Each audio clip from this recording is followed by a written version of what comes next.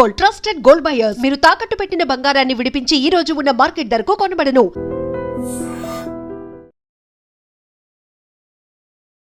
నమస్తే, welcome back to IT media. నేను మీ Jhansi. So sugar ఉన్నప్పుడు ఏవి తినాలి, ఏవి తినకూడదు, యూట్యూబ్లో బోలెడన్ని వీడియోస్ వస్తూ ఉంటాయి. ఫ్రూట్స్ తినచ్చా, లేకపోతే మైదా ఫుడ్ తినచ్చా, కొన్ని అవాయిడ్ చేయండి అని గన్ షార్ట్గా చెప్తూ ఉంటారు. ఈరోజు అన్నీ కలిపి ఒక్కసారి ఫ్రూట్స్లో ఏవి అవాయిడ్ చేయాలి, ఈ చపాతీలు తినేటప్పుడు ఎలా తినాలి, అంటే కొంతమంది డైట్ చేయమన్నారు కదా అని 2 చపాతీలు తినే దగ్గర ఒక 10 చపాతీలు తినేసి మళ్ళీ మాకు ఇంకా తగ్గలేదని చెప్తుంటారు. కాబట్టి షుగర్కి ఎలాంటి ఆహార పదార్థాలు తీసుకోవాలి, ఎలాంటివి అవాయిడ్ చేయాలో ఒక గన్ షాట్కి ఒక ఇన్ఫర్మేషన్ ఇచ్చే ప్రయత్నం చేస్తున్నాం. ప్రస్తుతం అంతా ఉన్నారు బృహత్ ఆయుర్వేద హాస్పిటల్ నుంచి జనరల్ ఫిజిషియన్ లక్ష్మి గారు. నమస్తే మ్యామ్. నమస్తే. చాలా ఆదరిస్తున్నారు నిజంగా.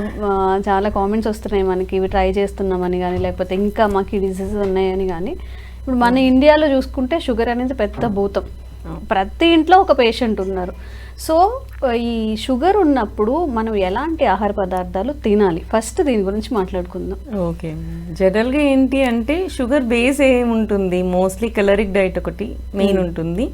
ఇవి కాకుండా ఏంటి అంటే ఇన్సులిన్ రెసిస్టెన్స్ అని, ఈ ఫ్యాట్ ఎక్సెస్ ఉన్నప్పుడు, లివర్ మెటబాలిజం సరిగ్గా జరిగినప్పుడు, కిడ్నీ ప్రాబ్లమ్స్ ఉన్నప్పుడు, ఇవన్నీ కూడా ఇండైరెక్ట్ కాజెస్ ఫర్ మనకి షుగర్ లెవెల్స్ అని చెప్పుకోవచ్చు మనం.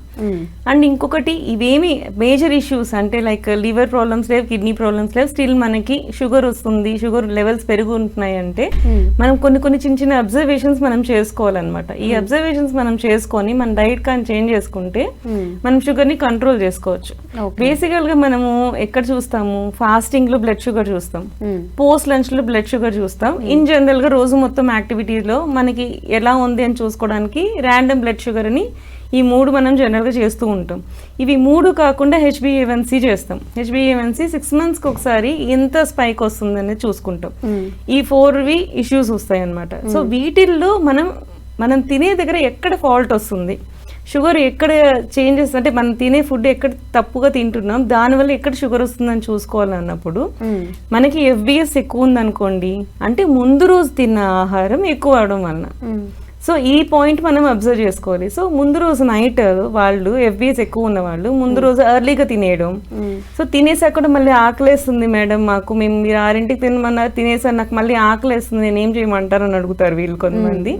సో అన్నం తినేసినాక మజ్జిగ ఇంట్రడ్యూస్ చేసుకోవచ్చు. మజ్జిగ ఏమవుతుంది అంటే మనకి ఆకలిని చంపేస్తుంది. సో అంటే మీన్స్ యాసిడ్ని మనకి తగ్గించే గుణం ఉంటుంది అనమాట ఈ మజ్జిగలో.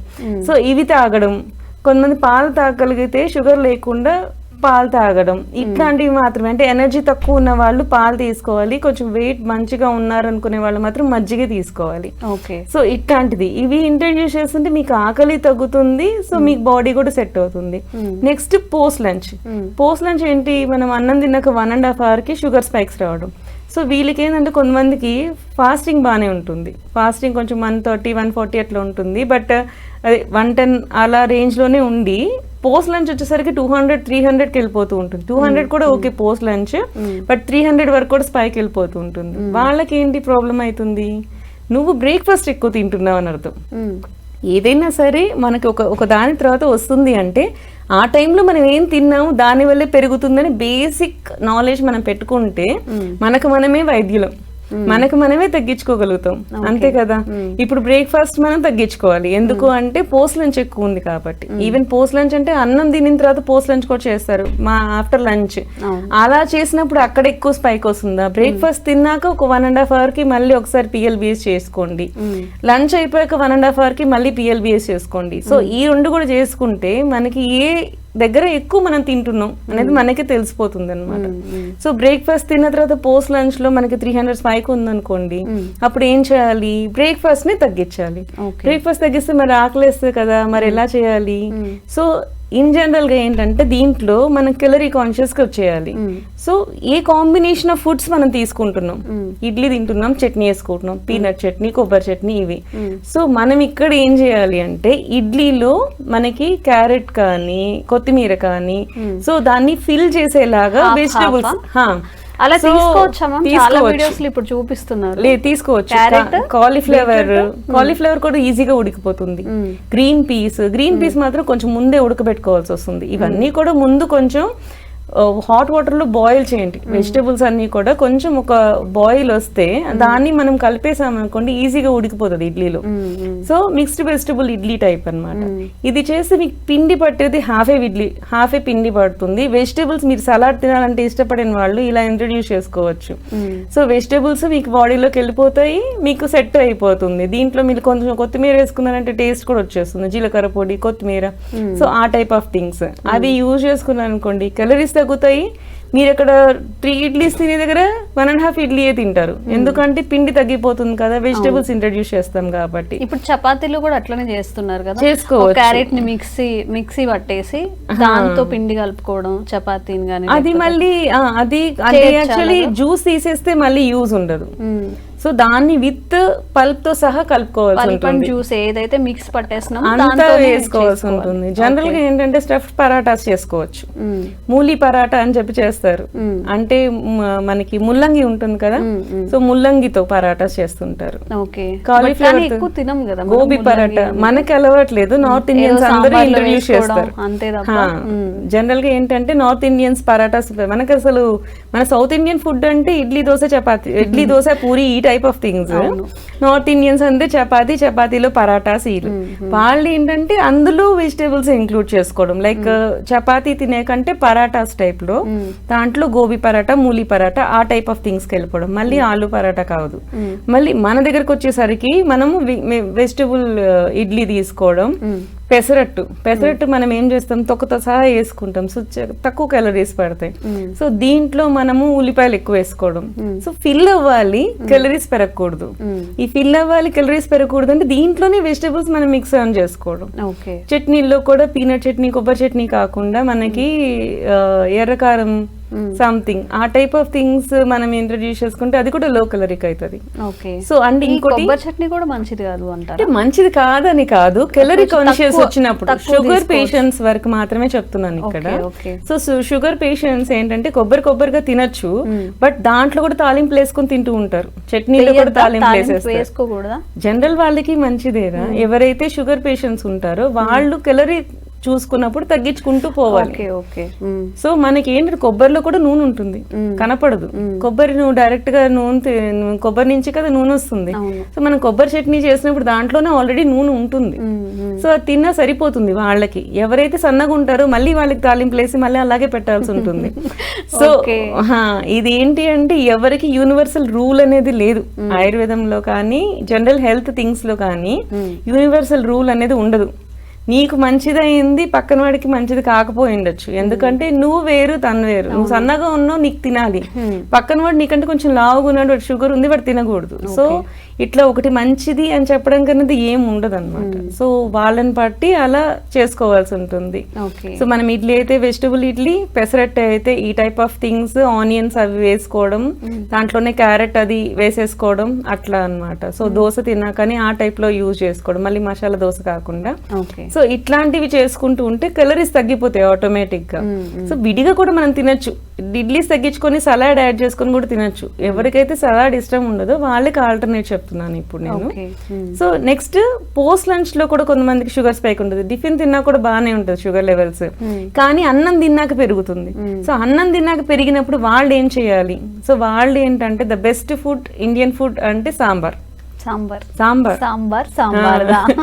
Madras sambar, any kind of sambar, ముల్లంగి సాంబార్ అండ్ మునక్కాయ సాంబార్, అన్ని vegetables. It's very very filling. నువ్వు కొంచెం అన్నం తిను, సాంబార్ వేసుకొని తిను, కడుపు నిండిపోతుంది. సో సాంబార్ కూడా తాగేస్తారు కొంతమంది. సో అట్లా కూడా నీకు కడుపు నిండిపోతుంది, క్యాలరీస్ తగ్గిపోతాయి.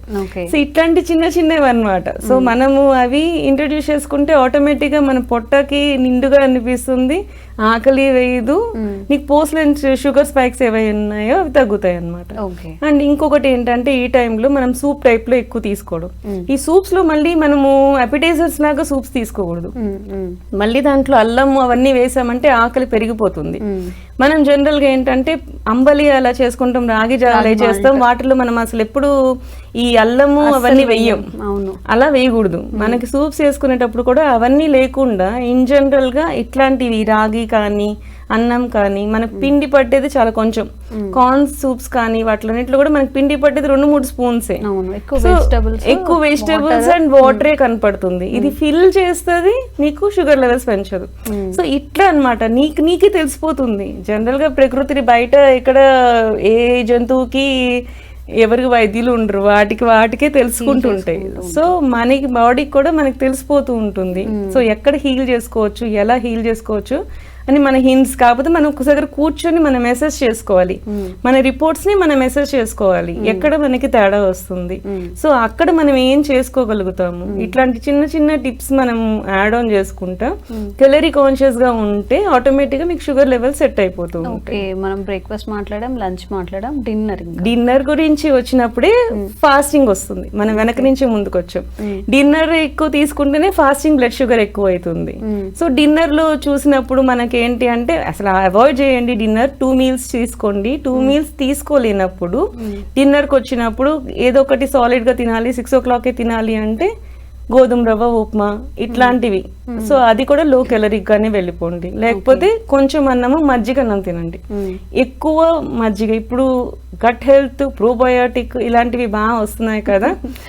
సో మనకి పాతకాలంలోనే గట్ హెల్త్ గురించి చెప్పారు. అండ్ ఇక్కడ ఒక పాయింట్ చెప్పాలి, రాత్రిపూట పెరుగు తినద్దు కదా అని చెప్తూ ఉంటారు. పెరుగు అయితే తినకూడదు, బట్ దాన్ని వాటర్ వేసుకొని మజ్జిగలాగా తాగితే దానికి ఏమవ్వదు, అది తక్రం అయిపోతుంది. సో తక్రం ఈజ్ డిఫరెంట్, దది ఈజ్ డిఫరెంట్. ననక్తం దది బుంజిత అంటే రాత్రిపూట పెరుగు తినద్దు అంతే, కానీ పెరుగు ఈజ్ డిఫరెంట్ ఫ్రమ్ మజ్జిగ. నీకు వాటర్ పోసినప్పుడు దాని డైల్యూట్ అయిపోతుంది, దాని అభిషేక గుణం తగ్గిపోతుంది. సో అట్లాంటివి మనం తీసుకోవచ్చు. అట్లా మాక్సిమం ఏంటంటే దాంట్లో కూడా మీరు ఏ తిన్నా కానీ దాంట్లో కూరగాయలు ఎక్కువ యాడ్ చేసేసుకున్నాం అంటే కెలరీస్ తగ్గిపోతాయి. దాన్ని బట్టి మార్నింగ్ కి సెట్ అయిపోతుంది. అసలు మీరు చెప్పిన డైట్ ఓన్లీ షుగర్ ఉన్న వాళ్ళకి కాకుండా వెయిట్ తగ్గాలనుకున్నా, 100% PCOS, ఒబేసిటీ అండ్ డయాబెటీస్, ఇవి 3 ట్రయాంగిల్. ఒకటి వస్తే ఒకదానికి ఇంకో దానికి లింక్ ఉంటుంది. సో PCOS ఉండే వాళ్ళు ఒబేసిటీగా ఉండొచ్చు, ఒబేసిటీ ఉన్న వాళ్ళకి డయాబెటీస్ రావచ్చు, డయాబెటిక్ ఉన్న వాళ్ళకి PCOS కూడా ఉండొచ్చు. సో ఇవి 3 ట్రయాంగిల్ టైప్ ఆఫ్ థింగ్స్ అన్నమాట. సో ఒకదానికి ఇండైరెక్ట్ రిలేషన్షిప్ ఉంది. సో వీళ్ళందరూ కూడా ఇలాంటి డైట్స్ చేసుకోవచ్చు. మీరు చెప్పినప్పుడు నిజంగా అనిపిస్తుంది అసలు రేపటి నుంచి మొత్తం హెల్త్ అంతా మార్చేయాలి. మీరు ఏమైతే చెప్పారో అవి కానీ, బట్ అది అవదమ్మా అని చెప్పి ఎండ్ ఆఫ్ ద డే ఉరుకులు పరుగులు జీవితం. సో ఎవరైనా కానీ హెల్త్ కాన్షియస్గా ఉండాలి. షుగర్ ఉన్నప్పుడు డైట్ మంచిగా ఫాలో అవ్వాలన్నప్పుడు అన్నీ మన సౌతర్న్ స్టైల్లోనే చెప్పారు. ఇడ్లీలో కొంచెం వెజిటబుల్స్ యాడ్ చేసుకోవడం, రైస్లో కొంచెం ఈ సాంబార్ ఇలాంటివి అంటే స్టమక్ ఫుల్గా అనిపించేలాగా తినేయడం అనమాట. సో తప్పకుండా ట్రై చేయండి. షుగర్ ఉన్న వాళ్ళు ఒక ప్రత్యేక స్థానం అండి మీ అందరికీ కూడా.